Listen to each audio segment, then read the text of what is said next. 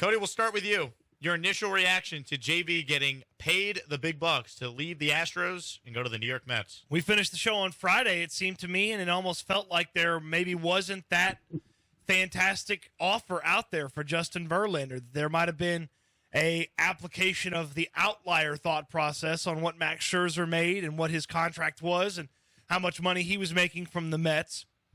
But once the Jacob deGrom situation went down and Jacob deGrom ended up on the Texas Rangers, the Mets all of a sudden had a bunch of money to spend that they had thought they were going to commit to Jacob deGrom, and then it was just a few extra bucks, it feels like, to go out there and lock up Justin Verlander.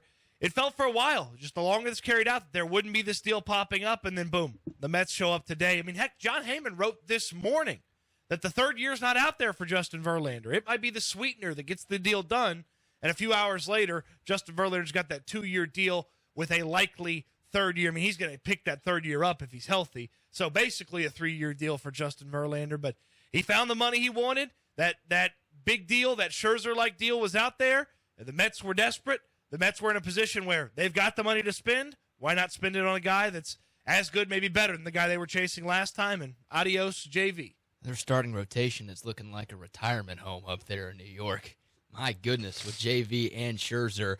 I've got nothing but good things to say about Justin Verlander's time as an Astro. Thank you for everything, JV. He was here for 5.5 years, pitched in 3.5 of them, but won 2 Cy Youngs, was a Cy Young runner-up the other full season he was here, ALCS MVP in 2017, threw a no-hitter, got his 3,000th strikeout with the Astros, and, of course, helped this team win their only 2 World Series titles. So, to me, it's felt like the writing's been on the wall really since the offseason began, and we started finding out what Justin Verlander was looking for in his next contract. We figured the Dodgers would be in the mix. We figured the Mets would be in the mix. We figured maybe the Yankees were in the mix. Teams that generally spend more and are willing to give out bigger deals than the Astros are were all linked to Justin Verlander. So it kind of felt like that he was going to be signing somewhere else, and now it's official. So nothing but bad things to say about him. And honestly, guys, when you think about the mass exodus of talent, nothing but good things to say about him. Thank you, Cody, for giving me that look that made me realize that. I was like, hold on. He just said he was thankful for Justin Verlander, and then BK's like, nothing but bad things to say about him. Greedy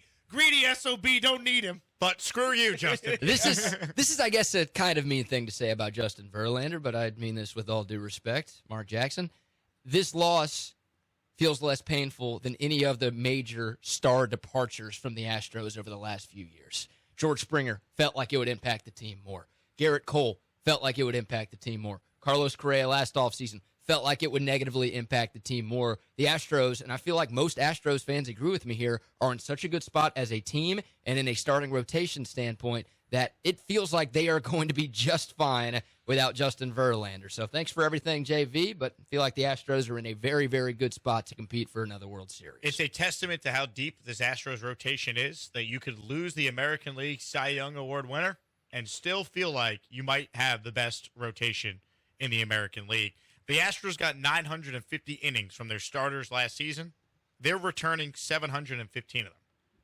They still have an elite rotation that if Lance McCullers could stay healthy, you plug him right back in from the beginning of the year. You give an opportunity now to Hunter Brown, your top prospect, to really emerge. Christian Javier might have been your best playoff pitcher during this World Series run. He's now full-time in your rotation from the jump, so you still feel really good about this rotation. Of course, you got Framber Valdez, who set a baseball record with quality starts, so they're still in a good place. I would understand, though, any Astros fan that'd be a little bummed out to see Verlander go. I guess the positive would be he's going to a National League team. And really, when you look at what happened for this to unfold, it did kind of feel like Friday before the deGrom news broke, Cody, as you were mentioning, maybe there wasn't that 3-year deal out there for JV, that mega contract offer. But once deGrom went to Texas, the chain of events automatically then moved Verlander up to the top of the list for the Mets.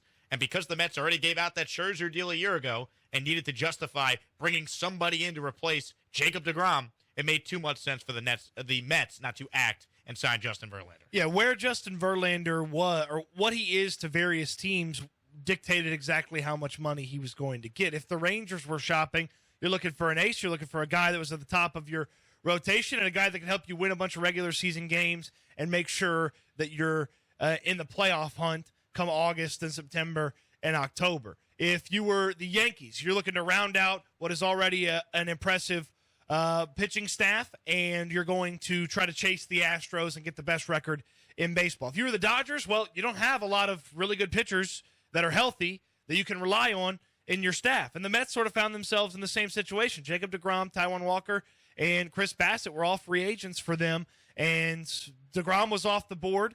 There's been really no movement on guys like Walker and Bassett, so where do you turn to? Well, you turn to a guy that helps solidify you and helps make things even better for you, and you hope that you're good enough now as a team that the Atlanta Braves aren't catching you, aren't chasing you the whole time, and that you can put some separation between you. And then, oh, by the way, if you make the playoffs, you hope that Justin Verlander captures some of that playoff success that he's had in the past and throw it onto your team, or that he replicates some of that regular season success that he's had as well. Like what he was to these various teams, and then what he was to the Astros is, if you bring him back, he's a expensive luxury. He's a luxury. Mm-hmm. Like having Justin Verlander back, you didn't have to bring Justin Verlander back. The Mets had to add somebody in free agency. The Dodgers have to add somebody in free agency.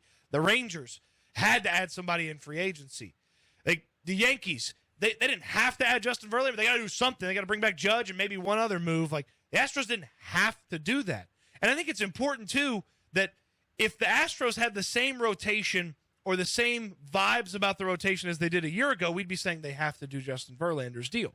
Because a year ago in the offseason, we didn't know what Jose Urquidy was going to be still. We didn't know what Luis Garcia was going to do bouncing back from some playoff disappointments. We didn't know if Fromber was going to turn into a second ace and get Cy Young Award votes. And we had some suspicion that Fromber was going to be pretty good, but he took it to a whole nother level this year. We weren't thinking that Hunter Brown was going to come up and be a big-time arm right away. And we didn't even think of Christian Javier as a starter. We thought of him as an ace relief pitcher. So the change from a year ago to where it is now, and the perception of a lot of these guys allows you to have that conversation with Verlander and look around and decide we're going to spend our money elsewhere. Yeah, JV would have been more of a want than a need. Excuse me. Obviously, you'd love to have him back. Obviously, it's disappointing that he's not going to be playing for your team next year, but you're fine in the rotation. And looking at the terms of the contract, guys, I want to get y'all's thoughts on this too.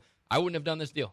Like, if Justin Verlander went up to Jim Crane and the 40 assistant general managers running the Astros right now and said, hey, if you match this, I'll come back, I would have said, thanks for everything, JV. Are y'all happy with the Astros' decision to not go this far and this expensive with Verlander? No question. This, to me, is a total overpay. Now, the Mets can overpay. They have the richest owner in sports. They needed to send a message to their fan base that even though you just lost the second greatest pitcher in the history of your franchise, all hope is not lost. We're still trying to win and be a great team once again.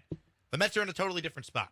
The Astros should not have matched this. It would limit what they could do with the rest of their roster. And look, as great as Justin Verlander was, and I'll never doubt his greatness again, he still is 40 years old. So even though I think he'll still be good next year and maybe the year after, it's not something the Astros needed. It's not a risk they needed to take. The Mets can take that risk. The Astros don't need to, given what we've already said about the state of their rotation. With that third year in the play, with the chance that it turns into a player option, even at a lower number than what we expected that potential third year to be, I would have had a long, hard conversation about making sure that this is exactly what we want to do as an organization. And ultimately, that early 43 million number, I think I just would have just said, yeah, you know what? Thanks. No, thanks. Mm-hmm. Like I can spend money elsewhere. If I'm Jim Crane, I can make my dollar go further elsewhere. If I'm Jim Crane, it's not like the Astros don't have the money. Like, I'm not sitting here crying poor for Jim Crane. They make gazillions of dollars basically every time this team plays in the playoffs. And so you made more than enough money if you want to go spend on Justin Verlander, but it gets into that have to category. The Mets had to. You don't have to. By luxury of the success you've had as an organization, you didn't have to.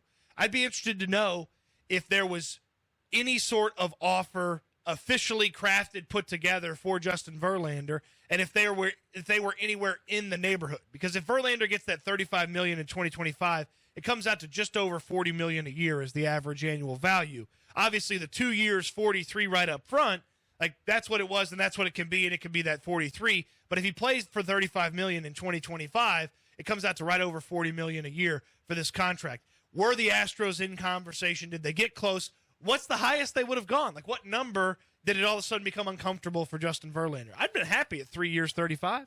I'd have been happy at 2 years, 37 and a half. Maybe I'd have gone to 2 years, 40, but 43, and 35 feels like too much. The length of commitment. If he's healthy, he's obviously getting that option for the player option in that third year. So it just was too much. if for the Astros, but I'd be interested to know how close, if ever, they got to Justin Verlander coming back. Well, they told Verlander, go shop and see what's out there, and if you get that big offer, come back to us with it. And the Astros obviously had a chance to match, and they said no. I mean, if we're going to take Jim Crane at face value and have no reason to think we shouldn't, that's what happened, Cody. I think if Justin Verlander took DeGrom's deal, instead of the length of it, if it was only a 3-year deal at $37 million per year, I think he's probably still an Astro. But the Mets came in with way too much money for him to pass up. So I don't blame Verlander. He got the best offer, took advantage of that, and he chose to go to the Mets. And he's still going to a very good team that will give him a chance to accomplish some of the regular season goals he still has for himself. The final chase for 300 in baseball history. He'll be in all likelihood, unless baseball drastically changes over the next few years, Justin Verlander will likely be the last pitcher chasing 300 wins. Yep. Hear what JV said after signing with the Mets today? I wanted to play somewhere without the pressure of October baseball. Oh, boy. It's a real quote. I saw it on Twitter. You can't put anything on the internet that isn't true. To be fair to the Mets, and I'm no Met fan, they did make the playoffs this past year. They won a lot of games when they got there. They won one. A lot. But maybe with Verlander, they can win more than one. Yeah. Good luck in the World Series, Mets. Don't think we have to worry about seeing Verlander in the World Series. I don't think we do either. The Mets were in the World Series in 2015. It hasn't been that long. All right. I did say I wasn't going to say anything mean about JV, and I just said something mean about JV. Yeah, you're making fun of him not being able to pitch deep into the postseason because the team's not going to make it deep in the postseason. That's very mean.